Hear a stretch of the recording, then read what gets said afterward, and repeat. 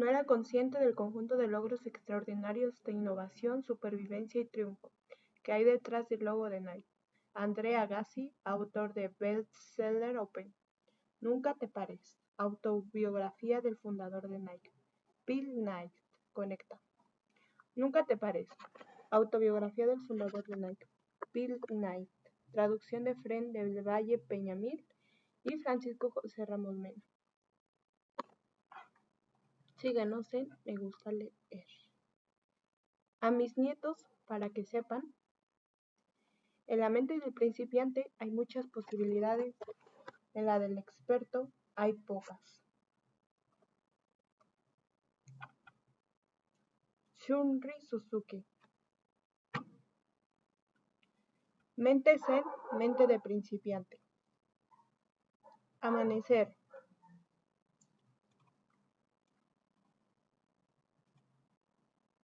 Me levanté antes que nadie, antes que los pájaros, antes que el sol. Me tomé una taza de café, engullí una tostada, me puse los pantalones cortos y la sudadera, y maté las zapatillas verdes de correr. Luego me deslicé en silencio por la puerta trasera. Estiré las piernas, los tendones de las corvas, las lumbares y solté un gemido mientras me dirigía dando unos primeros pasos vacilantes en el frescor de la calle hacia la niebla, porque resulta siempre tan difícil ponerse en marcha.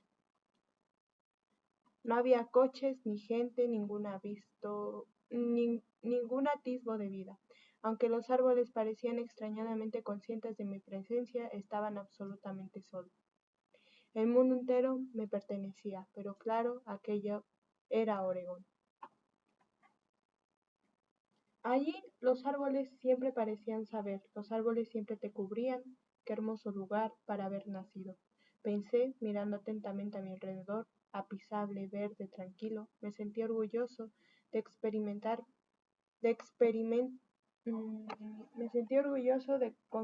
me sentí orgulloso de considerarlo mi hogar, de ser oriundo de la pequeña Portland. Sin embargo, experimenté también cierta sensación de pesar. Aunque hermoso, hay quien considera que Oregón era el típico sitio donde nunca había sucedido nada importante y donde ni siquiera era probable que sucediera. Si nosotros los oregonianos éramos famosos por algo, era por la antiquísima senda que habíamos tenido que abrir para llegar hasta aquí. Desde entonces, las cosas habían sido bastante anodinas. El mejor profesor que tuve nunca, uno de los hombres más brillantes que he conocido, hablaba con frecuencia de aquella senda. En nuestro patrimonio, gruñía, nuestro carácter, nuestro destino, nuestro ADN. Los cobardes nunca emprendieron el viaje, me decía, y los débiles fueron muriendo por el camino. Quedamos nosotros. Nosotros, según mi profesor, a lo largo de aquel sendero se había descubierto alguna rara veta de espíritu pionero, un desmedido optimismo unido a una reducida capacidad para albergar pesimismo, y nuestra tarea como oreganos era mantener viva aquella veta.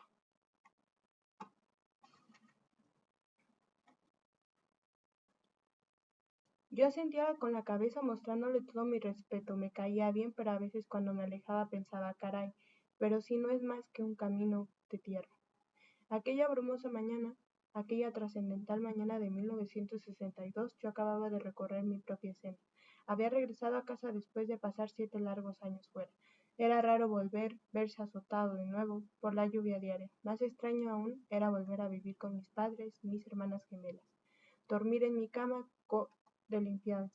A altas horas de la noche solía tenderme boca arriba y mientras observaba con atención mis libros de texto de la universidad, mis trofeos y premios del instituto, pensaba, ¿ese soy yo todavía? Apreté el paso, mi aliento formaba bocanadas redondas y heladas que se arremolinaban en la niebla. Saboreé aquel despertar físico, aquel fabuloso momento que antecede a la lucidez mental, cuando los miembros y las articulaciones empiezan a desentumecerse y el cuerpo comienza a derretirse del sólido a líquido. Más rápido, me dije, más rápido. En teoría soy un adulto, pensé. Me había Me había licenciado en una buena universidad, la Universidad de Oregon. Tenía un máster en una importante escuela de negocios Stanford.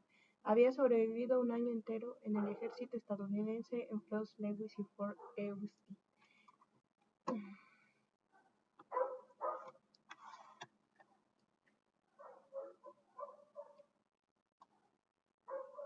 Mi expediente decía que era un soldado culto, consumado, un hombre de 24 años, hecho y derecho. Entonces, ¿por qué?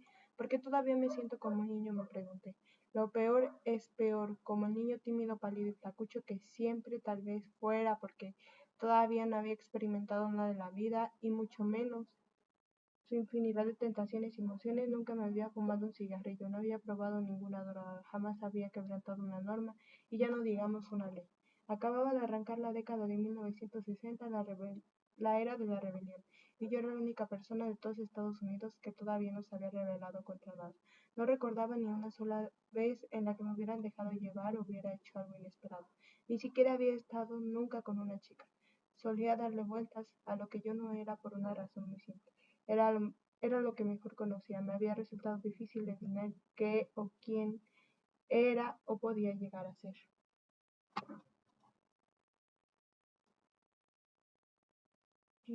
Quién era o podía llegar a ser.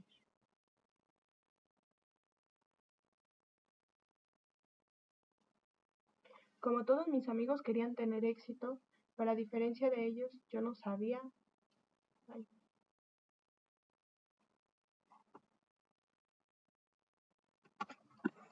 ¿qué significaba eso? ¿Dinero? Quizá una esposa, hijos, una casa, desde luego, si tenía suerte. Esos eran los objetivos que me habían inculcado, y una parte de mí aspiraba a ellos de manera instintiva. Pero en el fondo buscaba otra cosa, algo más. Tenía la dolorosa sensación de que nuestro tiempo es breve, más de lo que pensamos, tan breve como una carrera matutina. Y quería dotar de valor al mío y de sentido y de creatividad, y darle importancia y sobre todo que fuera distinta. Quería dejar mi huella en el mundo, quería ganar. No es no, eso no es cierto, simplemente no quería perder. Y entonces ocurrió. Mientras mi joven corazón empezaba a palpitar con fuerza y mis pulmones rosados se expandían con las alas de un pájaro mientras los árboles adquirían un difuso contorno verdoso, lo vi todo ante mí. Vi con claridad lo que quería que fuera mi vida. Un juego. Si es eso, pensé. Esa es la palabra, el secreto de la felicidad, como había sospechado siempre, la esencia de la belleza o de la verdad, o todo cuando necesitamos saber de ellas. Radica en algún punto de ese momento en que la pelota está en el aire, de ese momento en que los boxeadores sienten que se aproxima el toque de la campana, de ese, de ese momento en que los corredores se acercan a la línea de la meta y la muchedumbre se levanta a la vez. Hay una especie de exultante lucidez con este vibrante medio segundo que precede a la victoria y a la derrota. Yo quería que eso, fuera lo que fuese, constituyera mi vida, mi cotidianeidad. En diferentes ocasiones había fantaseado con la idea de llegar a ser un gran novelista, periodista o estadista, pero mi sueño siempre había sido convertirme en un atleta de élite. Por desgracia, el destino me hizo bueno, pero no extraordinario. A mis 24 años me había resignado finalmente a ese hecho. En mi época de estudiante había corrido en pista de Oregón y había destacado al obtener distinciones en 3 de un total de 4 años. Pero ahí se acabó la historia. Ahora, mientras empezaba a tragarme un vigorizante kilómetro tras otro, a razón de 6 minutos cada uno, mientras el sol naciente incendiaba las agujas más bajas de los pinos, me pregunté, ¿y si hubiera algún modo de sentir lo mismo que los atletas sin necesidad de ser uno de ellos? De jugar todo el tiempo en lugar de trabajar, o bien de disfrutar tanto del trabajo que éste llega a convertirse en un juego. En el mundo había demasiado guerra, dolor y miseria. La rutina diaria era agotadora y a menudo muy injusta. Quizá la respuesta era apostar por un sueño prodigioso, improbable, que pareciera digno, divertido, adecuado, y perseguirlo con la firme dedicación y determinación de un atleta. Pensé, no nos guste o no, la vida es un juego. Quien rechaza esa verdad, quien simplemente se niega a jugar, se queda en el banquillo y yo no quería que eso me pasara, era precisamente lo que quería evitar a toda costa. Lo cual me llevó, como ocurría siempre, a mi idea descabellada. Puede que debe intentarlo. Quizá podría funcionar, pensé, quizá. No, pensé, mientras corría más y más deprisa como si estuviera persiguiendo a alguien al mismo tiempo que me perseguían a mí. Funcionará, bien sabe Dios que haré que funcione. Nada de quizás. De repente me vi sonriendo, casi riendo, empapado en sudor, moviendo con más elegancia y ligereza que nunca. Vi mi idea descabellada resplandeciendo ante mí y de repente ya no me parecía tan absurda. Ni siquiera me parecía una idea, sino un lugar, una persona o alguna fuerza vital que existía desde hace mucho antes que yo. Era independiente de mí, pero también formaba parte de mí. Me esperaba, pero también se escondía. Puede que eso suene un poco muy pomposo y absurdo, pero así fue como me sentí entonces. O tal vez no. Quizá mi memoria distorsione aquel momento de inspiración o condense muchos de esos instantes en uno solo. O puede que si lo hubo, no se debiera más que la euforia del corredor. No lo sé, no podría asegurarlo. Muchas de las cosas de aquellos días y los meses y los años, en lo que poco a poco se fueron materializando, se han desvanecido como aquellas bofanadas de Bao rodeadas y heladas. Rostros, números, decisiones que antaño parecieran apremiantes y irrevocables, todo ello ha desaparecido. Lo que permanece, sin embargo, es esta reconfortante certeza, esta impecable verdad que nunca desaparecerá. A los 24 años se me ocurrió una idea descabellada y de algún modo, pese al vértigo de la angustia existencial, el miedo al futuro y las dudas sobre mí mismo, algo que sufren todos los hombres y mujeres hacia la mitad de la veintena. Pensé que el mundo se había formado a base de ideas descabelladas. La historia es una larga procesión de ellas, el germen de todo lo que más me gustaba. Los libros, el deporte, la democracia, la libre empresa, había sido una idea descabellada. En realidad pocas cosas eran tan descabelladas como mi favorita, correr. Resulta duro, doloroso, arriesgado. Pocas veces tiene recompensa y está lejos de poder garantizarse. Cuando corres alrededor de una pista elíptica a lo largo de una carretera solitaria, no te diriges a ningún destino concreto, al menos ninguno que pueda justificar el esfuerzo. El propio acto en sí mismo se convierte en el destino, y no solo porque haya una línea de meta, sino porque debes ser tú quien las defina. Sean cuales sean el placer o los beneficios que obtengas corriendo, tienes que encontrarlos en tu interior. Todo consiste en cómo lo encuadres, en cómo lo vendas en ti mismo.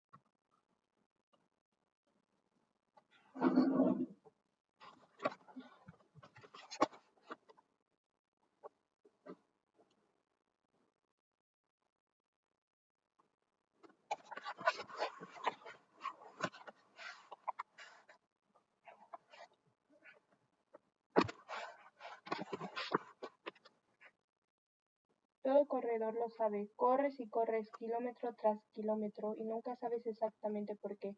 Te dices a ti mismo que te diriges hacia alguna meta, que buscas un subidón, pero en realidad lo haces por lo contrario pero en realidad lo haces porque lo contrario parar te aterroriza. De modo que aquella mañana de 1962 me dije a mí mismo, no importa que los demás piensen que tu idea es descabellada, tú sigue. No te detengas, no pares hasta que llegues a tu destino y poco te preocupes por donde se encuentre este. Pase lo que pase, no te detengas, como si hubiera caído del cielo. Eso fue el consejo precoz, profético y apremiante que conseguí darme a mí mismo y que en algún modo he logrado seguir. 50 años después, creo que es la mejor recomendación, tal vez la única, que cualquiera de nosotros debería dar jamás.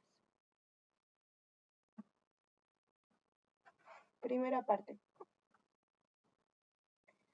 Aquí, como ves, has de correr tanto como puedas para permanecer en el mismo sitio. Si quieres llegar a alguna otra parte, tienes que correr por lo menos el doble de rápido. Lewis Carroll a través del espejo.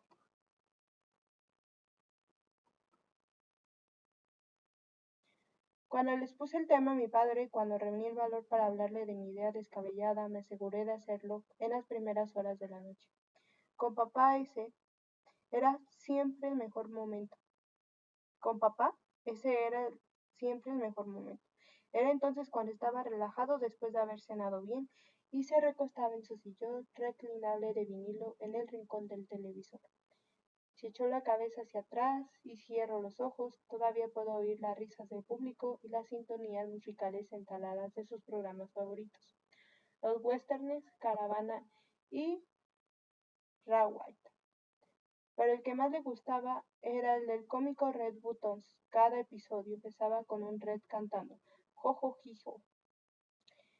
Están pasando cosas extrañas. Puse una silla de respaldo recta a su lado, solté una risa lánguida y esperé al siguiente corte publicitario. Habían sellado mentalmente mi discurso una y otra vez, sobre todo el principio. Papá, ¿te acuerdas de aquello que se me ocurrió en Stanford? Fue durante una de las últimas asignaturas de la carrera, un seminario sobre el espíritu emprendedor. Hice un trabajo de investigación sobre calzado, y esto pasó de ser una tarea normal y corriente a convertirse en algo que me obsesionó sobremanera al ser corredor. Sabía algo sobre zapatillas de atletismo por mi afición al mundo empresarial. Sabía que las cámaras fotográficas japonesas habían irrumpido con fuerza en el mercado de la fotografía antes dominado por los alemanes. Y en mi tesis argumentaba que podía suceder lo mismo con el sector de las zapatillas para correr. La idea me interesó, luego me inspiró y por último me cautivó. Parecía algo tan obvio, tan simple, tan potencialmente tremendo. Dediqué semanas y semanas a aquel trabajo, me instalé en la biblioteca y devoré todo cuando encontré sobre importación y exportación, y acerca de montar una empresa, finalmente como se requería. Hice una exposición oral ante mis compañeros de clase, que por su parte reaccionaron con un formal aburrimiento. No me hicieron ni una sola pregunta, acogieron mi pasión e intensidad con fatigosos suspiros y miradas perdidas. El profesor consideró que mi descabellada idea era buena. Me puso un sobresaliente, pero ahí terminó la historia. Al menos eso se suponía. En realidad nunca dejé de pensar en aquel trabajo. Durante el resto del tiempo que pasé en Stanford, en cada una de mis carreras matutinas y hasta aquel momento en que me encuentro en el rincón del televisor, había considerado la posibilidad de irme a Japón, buscar una empresa de calzado y ofertarles mi plan descabellado, con la esperanza de que mostraran una reacción más entusiasta que mis compañeros, y quisieran asociarse con un chico tímido, pálido, flacucho y apacible Oregón.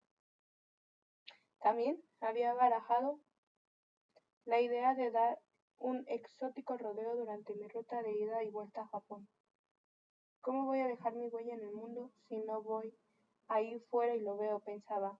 Antes de una carrera importante no siempre quiero recorrer la pista andando, por lo que un viaje de mochilero alrededor del globo puede que sea justo lo necesario, razonaba. Por aquel entonces no existían las listas de cosas que hay que hacer antes de morir, pero supongo que eso se acercaría a lo que yo tenía en mente. Antes de morir, hacerme demasiado viejo o verme absorbido por las minuciosas cotidianas, quería visitar los lugares más bonitos y maravillosos del planeta. Y los más sagrados, desde luego. Quería probar otras comidas, escuchar otras lenguas, sumergirme en otras culturas. Pero lo que realmente ansiaba era la conexión con mayúscula. Quería experimentar lo que los chinos llaman Tao, los griegos logos, los hindúes Vijnana, los budistas Dharma, los cristianos llaman espíritu, antes de emprender el viaje a mi propia vida. Dejadme comprender el gran viaje de la humanidad. Dejadme explorar los templos de las iglesias y los santuarios más importantes, los ríos y las cumbres montañosas sagradas. Dejadme sentir la presencia de Dios, pensaba. Sí, me dije sí. A falta de otra palabra mejor, Dios. Pero antes necesitaba la aprobación de mi padre. Es más, necesitaría su dinero. Ya le había mencionado mi intención de hacer un largo viaje el año anterior, y él pareció conforme, pero seguro que ya no se acordaba de eso. Y es probable que yo estuviera forzando un poco las cosas al añadir a la propuesta original mi idea absurda, aquel estrambótico viaje a Japón para montar una empresa, una pérdida de tiempo y dinero. Ah, bueno, seguro lo consideráis demasiado lejos, además de ser endi- endiablablemente caro. Yo tenía algunos ahorros del ejército y de varios trabajos a tiempo parcial que había desempeñado durante los últimos veranos, pero lo más importante es que planeaba vender mi coche, un MG negro cereza de 1960 con neumáticos de carrera y doble árbol de levas, el mismo coche que conducía Elvis en Amor de Hawái. Todo junto me ascendía a $1,500, por lo que todavía me faltaba otro de los grandes. Le dije a mi padre. Él movió la cabeza. Ajá, vaya, y desvió rápidamente la mirada al televisor hacia mí, y luego otra vez hacia el televisor mientras yo se lo explicaba todo. ¿Recuerdas lo que hablamos, papá? Que te dije que quería ver el mundo. El Himalaya, las pirámides, el mar muerto. Papá, el mar muerto. Bueno, jeje. Pues es que también estoy pensando en hacer un alto en Japón. ¿Te acuerdas de mi plan descabellado, lo de las zapatillas para correr japonesas? Sí, pues podría ser algo grande, papá, algo grande. Estaba cargando las tintas, adoptando un estilo de venta agresivo, muy agresivo porque odiaba vender y porque no tenía ninguna posibilidad. Mi padre acababa de soltar cientos de dólares en la Universidad de Oregón y varios miles más en Stanford. Era un editor del Oregon Journal, un trabajo estable que cubría las necesidades básicas, incluida nuestra espaciosa Casa Blanca en Claiborne Street, en el barrio más tranquilo de Portland, en Moreland. Pero no nadábamos en la abundancia, sin contar que estábamos en 1962. Por entonces la Tierra era más grande, aunque los humanos habían empezado a orbitar el planeta en cápsulas. El 90% de los estadounidenses todavía no había viajado nunca en avión.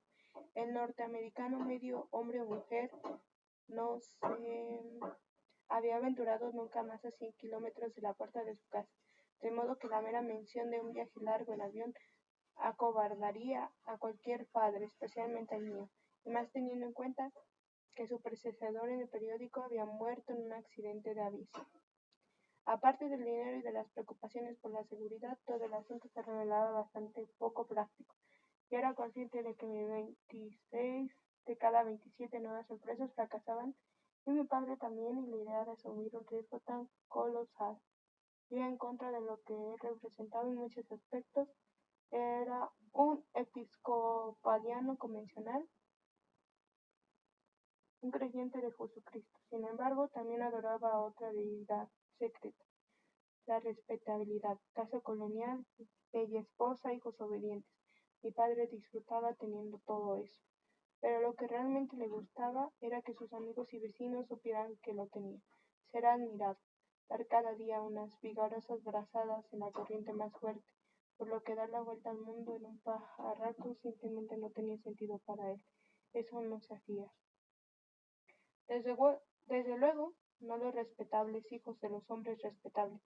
Eso era algo que hacían los hijos de otro tipo de gente, algo que hacían los beatings o los hipsters. Es posible que la principal razón de la fijación de mi padre con la honorabilidad fuera el miedo a su caos interior. Yo lo sentía así, visceralmente, porque de vez en cuando ese caos brotaba a borbotones, sin previo aviso, a altas horas de la noche. Sonaba el teléfono del vestíbulo y cuando contestaba siempre me encontraba con la misma voz áspera al otro extremo de la línea. Ven a buscar a tu viejo. Yo me ponía el impermeable. Parecía que en esas noches siempre caía una lluvia fina y conducía hacia el centro de la ciudad, al club a donde me iba mi padre. Recuerdo aquel lugar tan claramente como me acuerdo de mi propia habitación. Tenía un siglo de antigüedad, unas librerías de roble que iban del suelo al techo y unos sillones sobre joros. Parecía la sala de estar de una casa de campo inglés. En otras palabras, extremadamente respetable. Siempre encontraba a mi padre sentado en la misma mesa, en el mismo sillón. Siempre le ayudaba a ponerse de pie con delicadeza. ¿Estás bien, papá? Claro que sí. Siempre lo guiaba hasta el coche y durante todo el camino a casa fingíamos que no pasaba nada. Él mantenía una postura perfectamente erguida, casi regia, y hablábamos de deportes, porque hablar de deportes era el modo que yo tenía de distraerme, de calmarme en los momentos de tensión. A mi padre también le gustaba, los deportes era algo respetable. Por estas y una docena de otras razones yo esperaba que él acogiera mi propuesta en el rincón de la tele, frunciendo el ceño y soltando un rápido desaire. Jaja, la idea descabellada ni los sueños, Buck. Mi nombre de pila es Pip, pero a mi padre siempre me llamó Buck. De hecho, empezó a llamarme Buck ya desde antes de nacer. Mi madre me contó que cogió la costumbre de acariciarle el vientre y preguntarle ¿cómo está hoy el pequeño Buck? Sin embargo, cuando dejé de hablar, Mi padre se balanceó hacia adelante en su sillón reclinable de vinilo y me lanzó una mirada divertida. Me dijo que él siempre se había arrepentido de no haber viajado más cuando era joven, que un viaje podría ser justo, el colofón perfecto para mi educación. Me dijo muchas cosas, todas ellas centradas más en el viaje que en mi idea descabellada, pero yo no tenía la menor intención de rebatirle a nada, ni de quejarme, porque a fin de cuentas me estaba dando su bendición y su dinero. Vale, concluyó. Vale, Buck, de acuerdo. Le di las gracias y huí del rincón antes de que tuviera la oportunidad de cambiar de opinión. Solo más tarde comprendí, no sin cierto sentimiento de culpa, que el hecho de que mi padre no hubiera viajado era una de las razones, quizá la principal, de que yo quisiera hacerlo. Aquel viaje, aquella idea descabellada, sería una forma segura de convertirme en alguien distinto a él, alguien menos respetable. O quizá no menos respetable, pero sí menos obsesionados con la respetabilidad. El respeto de la familia no se mostró tan comprensivo como cuando mi abuela se enteró de mi itinerario. Hubo un elemento en particular que la horrorizó. Japón, exclamó. Pero Bob, si solo hace unos años que los japoneses querían matarnos. ¿Es que ya no te acuerdas? Pearl Harbor pretendía conquistar el mundo. Algunos de ellos todavía no saben que perdieron. Están escondidos. Podrán secuestrarte, Bob. Sacarte los ojos. Son famosos por eso, tus ojos. Yo quería a la madre de mi madre. La llamaba Mamá Hatfield. Y entendía su miedo. Japón era casi un lugar concebible más alejado de Rostenburg, Oregon. La población agraria donde ella había nacido y donde había vivido toda su vida. Ya me había pasado muchos veranos ahí con ella y papá Hadfield.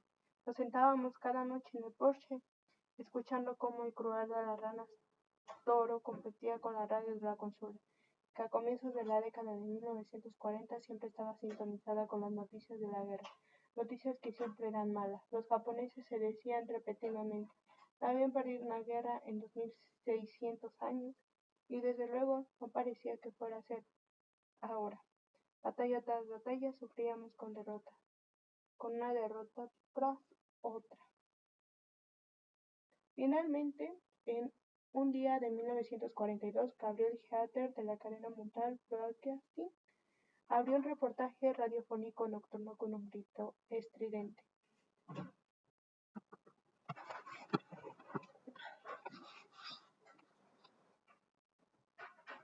Buenas noches a todos. Esta noche traigo buenas noticias. Por fin los estadounidenses habían ganado un combate decisivo. Los más críticos aguijonearon a Heatter por su descaro optimismo, por abandonar toda pretensión de objetividad periodística, pero el odio que la opinión pública sentía por Japón era tan intenso que la mayoría de la gente lo aclamó como un héroe popular. Desde entonces abría todas sus emisiones del mismo modo. Esta noche traigo noticias. Ese es uno de mis recuerdos más tempranos. Mamá y papá Hatfield a mi lado en aquel porche, papá pelando una manzana Graventeis con su navaja y dándome un trozo, luego comiéndose uno él, dándome otro y así sucesivamente hasta que el ritmo con el que mondaba la manzana disminuía de manera drástica. Empezaba a escribir silencio. Todavía puedo vernos a todos masticando y contemplando el cielo nocturno, tan obsesionados con Japón, que casi esperábamos ser ceros japoneses cruzando por delante del Sirio. Me resultaba sorprendentemente, pues que la primera vez que me subió a un avión a los 5 años preguntara, ¿papá, van a derribarnos los japos? Aunque mamá Hatfield hizo que me erizara el pelo del cojete, le dije que no se preocupara, que iba a estar bien, que incluso le llevaría un kimono. A mis hermanas gemelas Jane y Joan, 4 años más pequeñitas que yo, no pareció preocuparle lo más mínimo a dónde iba o lo que iba a hacer. Y recuerdo que mi madre no dijo nada. Rara la vez lo hacía, pero esta había algo distinto en su silencio, que valía un consentimiento incluso a orgullo. Pasé semanas leyendo, planificando, preparando el viaje, hice largas carreras, reflexionando sobre cada detalle. Mientras competía con los gansos salvajes que volaban por encima de mí, sus apretadas formaciones en forma de V, había leído en algún sitio que los gansos que iban detrás Los que viajaban en la cola tenían que esforzarse un 20% menos que los de la cabeza. Eso es algo que todo corredor sabe. Los que van adelante siempre son los que más trabajan y se arriesgan. Muchos antes que abordar, muchos a- Mucho antes de abordar a mi padre, había decidido que sería bueno tener un compañero de viaje, y que ese debía ser Carter, uno de mis condiscípulos de Stanford. Aunque había sido una estrella de las anillas de la Universidad William Welle, no era el típico deportista. Llevaba unas gruesas gafas y leía libros, buenos libros. Era fácil hablar con él, también permanecer en silencio. Dos cualidades igualmente importantes en un amigo y esenciales en un compañero de viaje. Pero Carter se rió de mis propias narices. Cuando le presenté la lista de los lugares que quería ver: Hawái, Tokio, Hong Kong, Yangon, Calcuta, Bombay, Ciudad Ho Chi Minh, Katmandú, El Cairo, Estambul, Atenea, Jordania, Jerusalén, Nairobi, Roma, París, Viena, Berlín Oeste, Berlín Este, Uchín, Londres, se quedó perplejo y se echó a reír a carcajadas. Abochornado, yo bajé la cabeza y empecé a excusarme. Entonces, sin dejar de reír, me dijo: qué genial idea, Bob. Alcé la vista, no estaba riéndose de mí, sino de la alegría de júbilo. Estaba impresionado. Hacían falta pelotas para montar un veterinario. Así me dijo: ¿pelotas? Quería venir conmigo. Días después obtuvo el visto bueno y un préstamo de su padre. Carter nunca se complicaba la vida. Si se te cruzaba una oportunidad, aprovéchala. Así era él. Me dije que podía aprender mucho de un tío como Carter, mientras dábamos la vuelta al mundo.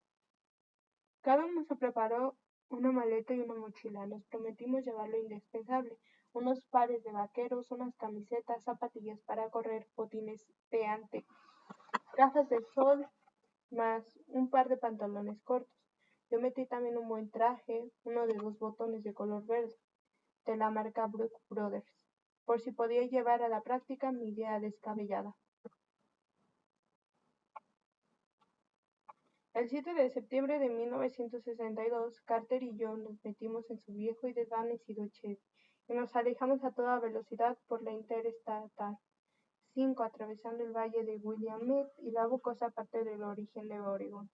Era como si te hundieras en raíces de un árbol. Entramos rápidamente en el extremo de California, repleto de pinos. Cruzamos verdes puertos de altas montañas y luego bajamos y bajamos hasta que mucho después de medianoche entramos a San Francisco, que estaba cubierta de niebla durante varios días. Nos alejamos con amigos, dormíamos en el suelo y luego nos acercamos a Stanford y nos fuimos a consignar a recoger algunas cosas de carta. Por último, nos pasamos por una licorería y compramos 2 billetes rebajados de Standard Airlines en Honolulu. Solo de ida, 80 pavos. Daba la sensación de que únicamente hubiera transcurrido unos minutos cuando llegamos a la hermosa pista del aeropuerto de Ohio. Mientras rodeamos por ella, miramos hacia arriba y pensamos: este no es el mismo cielo de casa. Una hilera de hermosas muchachas vino hacia nosotros, de mirada dulce, tez olivácea y descalzas. Tenían unas caderas extremadamente flexibles con las que meneaban y hacían girar sus faldas de hierba ante nuestros ojos. Carter y yo nos miramos el uno al otro, y poco a poco se nos fue dibujando una sonrisa de oreja a oreja. Cogimos un taxi para ir a la playa de Waikiki y nos registramos en un motel situado justo frente al mar. Con un solo movimiento dejamos caer nuestros equipajes y nos pusimos los trajes de baño. De hecho, una carrera hasta el agua.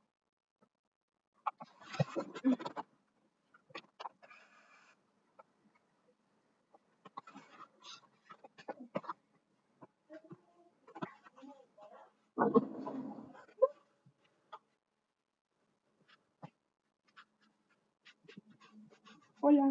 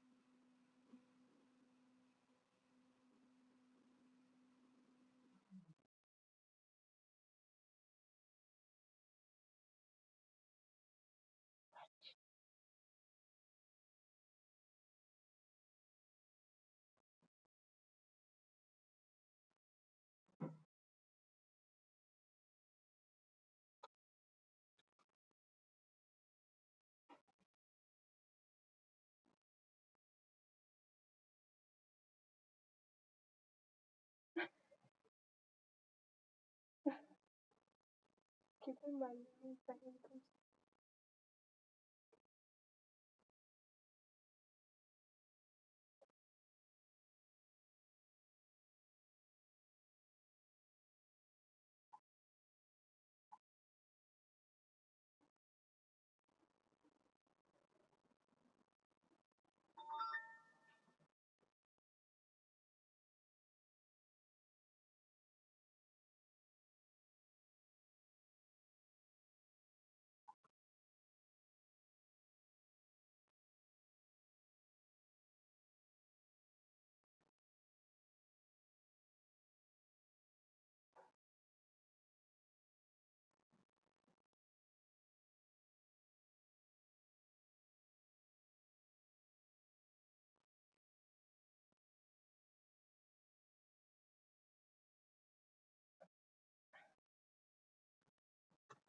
En cuanto mis pies tocaron la arena, grité y me reí, y me quité las playeras, y luego corrí directo hacia las olas.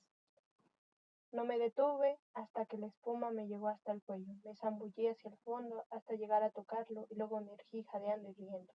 Me puse a hacer el muerto. Finalmente me topé con la orilla y me dejé caer en la arena, sonriendo a los pájaros y a las nubes. Debía de parecer un paciente fugado de un psiquiátrico. Carter, ahora sentado a mi lado, tenía la misma expresión de chiflado. Deberíamos quedarnos aquí, dije. ¿Qué prisa hay de marcharse? ¿Y qué pasa con el plan? Respondió Carter. El de dar vuelta al mundo. Cambio los planes. Carter sonrió. Me parece genial, Book. Así que buscamos un trabajo. Ven- Vender enciclopedias puerta a puerta. Nada sofisticado, ciertamente, pero ¿qué demonios? ¿Cómo no empezábamos a trabajar? Hasta las 7 de la tarde teníamos un montón de tiempo para surfear. De pronto, nada era más importante que aprender a hacer surf. Tras unos pocos intentos era capaz de mantenerme de pie en la tabla y al cabo de una semana ya era bueno, muy bueno. Gracias a nuestro empleo dejamos la habitación del motel y nos alquilamos un apartamento. Un estudio amueblado con dos camas, una de verdad y otra de pega. Una especie de tabla de planchar que se desplegaba de la pared. Carter era más alto y pesado. Se quedó con la cama de verdad, mientras que a mí me tocó la tabla de planchar. No me importó. Después de un día de sur y de vender enciclopedias, seguido de un recorrido por las bares hasta las altas horas de la noche, podría haberme quedado dormido en la hoguera del lao. El alquiler era de 100 pounds al mes, y lo pagábamos a medias. La vida era una delicia, un paraíso, salvo por un pequeño inconveniente.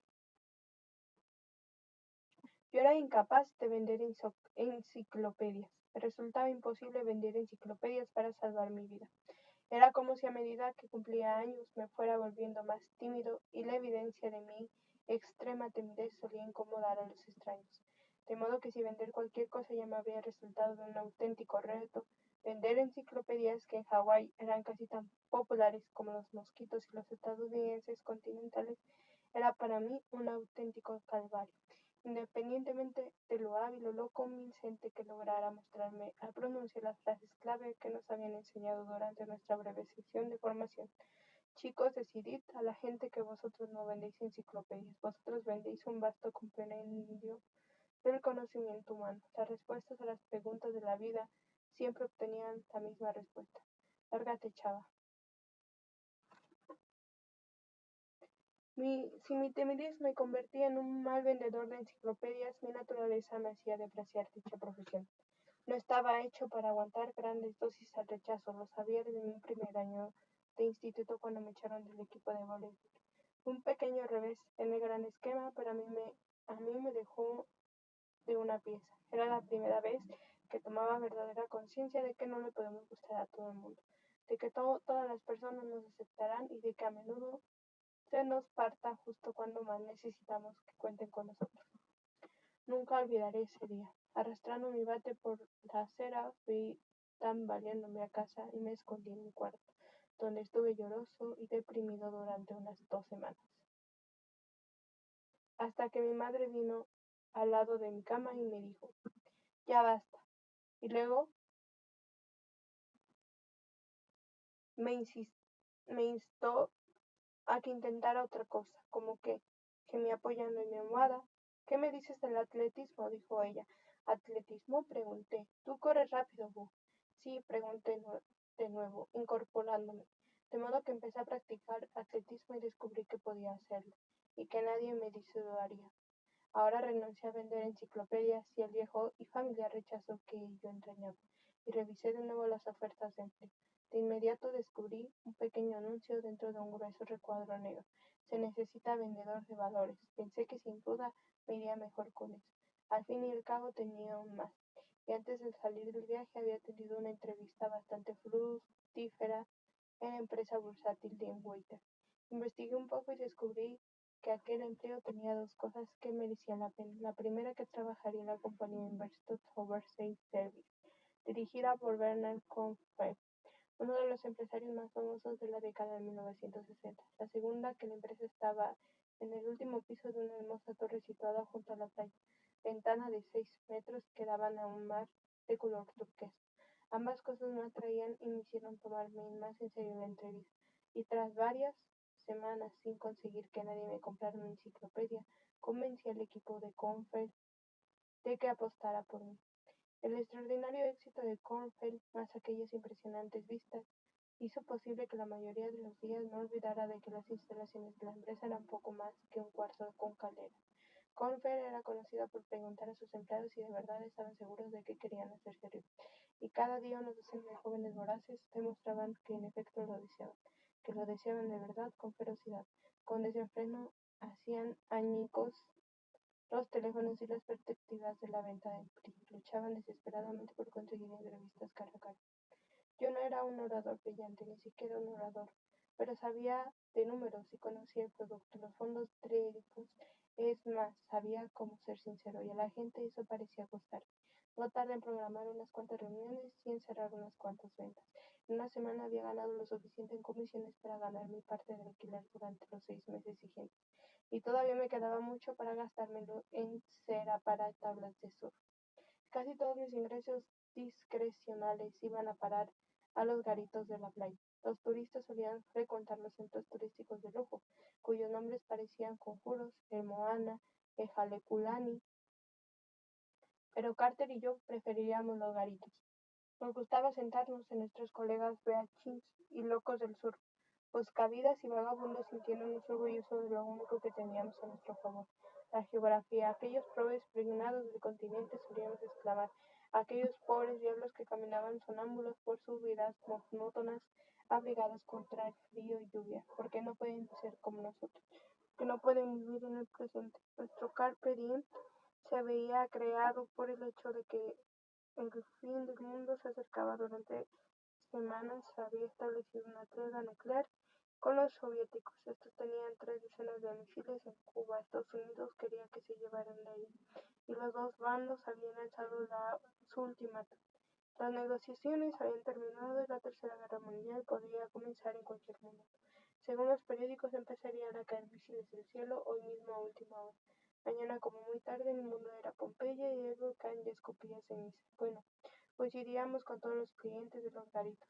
Cuando termine la humanidad, este sería un sitio tan bueno como cualquier otro para ver cómo se elevan las nubes en forma de hongo.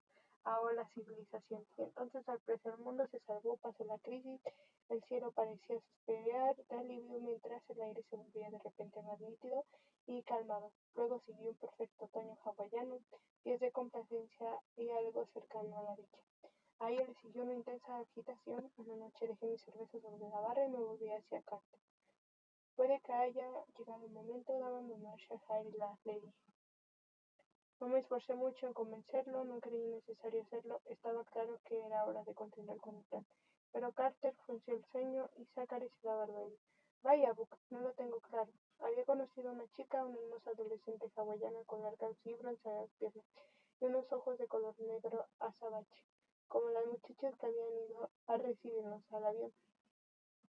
La clase de chica con la que yo soñaba y que nunca tendría. Él quería quedarse, y cómo podía discutírselo. Le dije que lo entendía, pero que me quedé hecho polvo. Salí del bar y me fui a dar un largo paseo por la playa. Se acabó lo que se daba. Me dije, lo último que quería era recoger mis cosas y regresar a Oregón. Pero tampoco podía imaginarme recorriendo el mundo solo. Vuelve a casa, me decía un atenuado interior.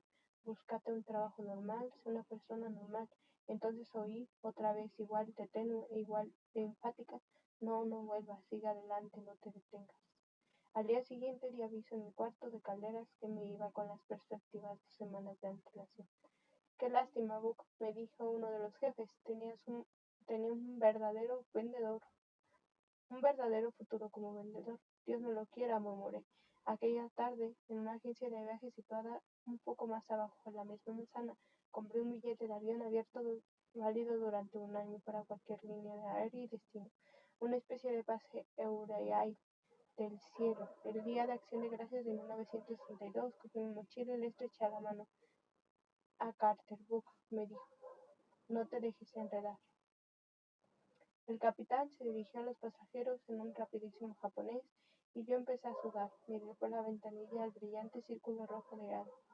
Mamá Hatfield tenía razón, pensé. Estábamos en la guerra con gente, Corregidor, la marcha, la muerte, Batán, la violación de Nakin, y ahora iba yo a montarme una suerte de empresa ahí. Una idea descabellada, pero quizás sí era descabellada de verdad. No obstante, ya era demasiado tarde para buscar ayuda profesional. El avión chirriaba por la pista de despegue, pero luego rugir sobre las playas de color harina de maíz Hawái, miré hacia abajo a los enormes volcanes que se habían siendo cada vez más y más pequeños. Ya no había vuelta atrás. Como en la Acción de Gracias, en el avión sirvieron pavu, acompañado de relleno y salsa de rama. Y puesto que íbamos rumbo a Japón, había también atún crudo, sopa de miso y sé caliente. Me lo comí todo mientras leía los libros que había metido en la mochila, el guardián entero del centeno y el almuerzo de nuevo. Me identificaban con Holden Caulfield, el introvertido adolescente que buscaba un lugar del mundo para Burroughs. Directamente me desbordaba el comerciante del roble que vende su producto vende el consumidor de su producto. Desanimado para mí, me quedé dormido cuando al despertar habíamos iniciado un pronunciado y rápido denso. Por debajo de nosotros se extendía una toquia asombrante y luminosa. El Ginza, por ejemplo, parecía un árbol de Navidad. De camino a mi hotel, en cambio, solo veía oscuridad. Había enormes sectores de ciudades negros como el carbón. Guerra, me dijo el taxista. Muchos edificios todavía bomba. Los B-29 estadounidenses, las superfortalezas en el verano de 1944 a lo largo de varias noches. Oleadas de ellos lanzaron 340.000 kilogramos de bombas, la mayoría de ellas llenas de gasolina y gelatina inflamable. Gran parte de Tokio, una de las ciudades más antiguas del mundo, estaba construida de madera, de modo que las bombas destacaron en una cama de fuego. Alrededor de 300.000 personas quedaron quemadas vivas al instante, 4 veces más de las que murieron en Hiroshima. Más de 1 millón sufrieron espantosas heridas y casi el 80% de los edificios se desintegraron durante un largo y solo en el momento. Ni el taxista ni yo dijimos nada, no había nada que hablar. Finalmente se detuvo en la dirección que yo llevaba escrita en mi cuaderno. Un sórdido tal, más que sórdido, había hecho una reserva con el American Express a ojos cerrados. Un error, comprendí ahora. Crucé la acera llena de hoyos y entre el edificio que parecía estar a punto de derrumbarse. Tras el mostrador de la recepción, una anciana japonesa pareció inclinarse hacia mí, pero advertí que en realidad no lo hacía, sino que estaba encorvada por la edad, como un árbol erosionado por muchas tormentas. Lentamente me condujo a mi habitación, que era más bien un cubículo, una estera tipo tamami, una mesa coja y nada más. No me importó, apenas noté que el tamami era tan delgada como una oblea. Me incliné ante la anciana encorvada para darle las buenas noches. Oyasumi Nasai. Me acurruqué sobre la estera y me quedé dormido. Horas más tarde me desperté en un cuarto inundado de luz. Me arrastré hasta la ventana, pareció me hallaba una especie de barrio industrial en la preferencia de la ciudad, lleno de muelles y fábricas que debía haber sido uno de los principales objetivos de los B-29. Mirada donde mirarse, solo veía desolación, edificios agrietados y derrumbados, manzanas y manzanas arrastradas sin piedad. Por suerte, mi padre conocía gente en Tokio, incluyendo un grupo de estadounidenses que trabajaban en la Unity Press International. Cogí un taxi hasta ahí y me recibieron como si fuera de la familia. Me dieron un café y roscón. Cuando les dije dónde había pasado la noche, se echaron a reír. Me hicieron una reserva en un hotel limpio y decente. Luego me anotaron los nombres de varios sitios buenos para comer. ¿Qué demonios estás haciendo en Tokio? Les expliqué que estaba dando la vuelta al mundo. A continuación les hablé de mi calidad ¡Ay! Exclamaron con la mirada de tanto perpleja. Entonces me hablaron de los antiguos soldados estadounidenses que llevaban una revista mensual llamada Importe. Cuéntaselo a los colegas de Importer antes de cometer alguna imprudencia, me dijeron. Les prometí que lo haría, pero primero quería ver la ciudad. Con mi guía turística y mi cámara Minolta en mano puse los pocos monumentos que habían sobrevivido a la guerra en los templos santuarios más antiguos, pese a horas sentados en bancos de jardines amurallados leyendo sobre las religiones dominantes de Japón, el budismo, el Shinto y me maravillé ante el concepto de Kenzo o Satori, la iluminación que produce un estadio cegador, algo parecido al flash de Minolta. Eso me gustó, era lo que yo quería, pero antes debía cambiar todo mi planteamiento. Era un pensador lineal y, según el Zen, el pensamiento lineal no es más que una ilusión, una de las muchas que nos hacen infelices. Y eso que vamos a dejar y nos vemos a la próxima.